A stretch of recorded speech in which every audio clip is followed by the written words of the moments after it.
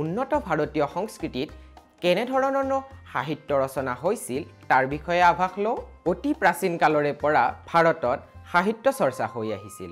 ভাৰতৰ প্ৰাচীন যুগত ৰচিত সংস্কৃত সাহিত্যৰাজিয়ে ভাৰতীয় সভ্যতা সংস্কৃতিৰ উদাৰতা, মহত্বতা আৰু বিস্তৃতিৰ প্ৰকাশ কৰে।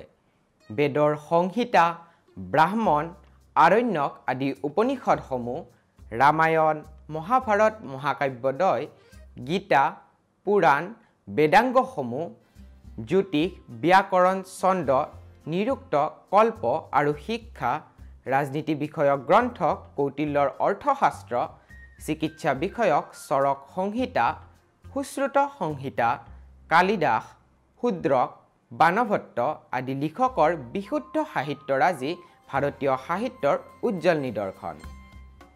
এই ৰচনাসমূহে জীৱন আৰু জগত সম্পৰ্কে দৃষ্টিভংগী, ধৰ্মবিশ্বাস, বিজ্ঞান, মানসতা আৰু কাৰিকৰী জ্ঞান, ৰাজনীতি, চিকিৎসা, ভাৰতীয়সকলৰ সমাজ ব্যৱস্থা, মনস্তত্ব, সাহিত্য চেতনা, সৰ্বভাৰতীয় সংস্কৃতিবোধ তথা ঐক্যবোধ আদি গঢ়ি তোলাৰ ক্ষেত্ৰত গভীৰ প্ৰভাৱ পেলাইছিল। গতিকে আমি দেখিলোঁ কিদৰে পূৰ্বৰ গ্ৰন্থসমূহতে ভাৰতীয় সংস্কৃতিয়ে এক উন্নত মানৰ পৰ্যায় পাইছিল।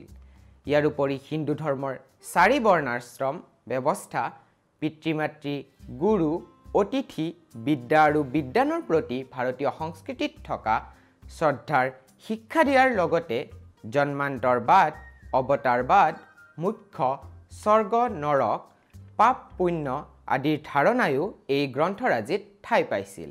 লগতে এই গ্ৰন্থৰাজিত থকা সত্যমেৱ জয়তে, অহিংসা পৰম ধৰ্ম, জননী জন্মভূমি, স্বৰ্গাদপি গৰীয়সী, বসুধৈৱ কুটুম্বকম আদি বিশ্বজনীন অমুক বাণীসমূহে ভাৰতীয় মূল্যবোধৰ ভেটিটো গঢ়ি তুলিছিল।